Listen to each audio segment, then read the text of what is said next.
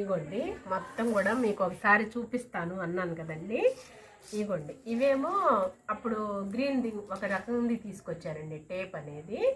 ఈ ఫ్లవర్స్కి గాయత్రి వాళ్ళ దండలండి ఇవి. ఈ ఈ గులాబీలు పెట్టేసి గులాబీ దండలు అనమాట. ఈ రోజెస్ ఇవి క్లాత్ వచ్చేసి గోల్డ్ కలర్ క్లాత్ అనమాట. ఈ క్లాత్ వచ్చేసి ఇలా గులాబీ పూలు తయారు చేస్తారు కదా, గులాబీ దండలకి ఇలా అరేంజ్ చేశారు కదా.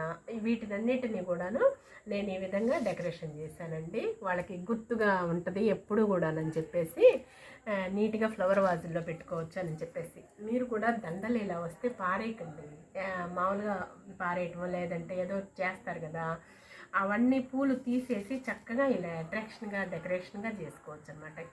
గుర్తుగా ఉంటాయి అన్నమాట, కలకాలం ఎల్లప్పుడూ కూడా నీట్గా చేసుకోవచ్చు. ఇదిగోండి తర్వాత ఈ టేప్ దొరకలేదండి, అందుకోసం చెప్పేసి ఈ టేప్ తీసుకున్నాను.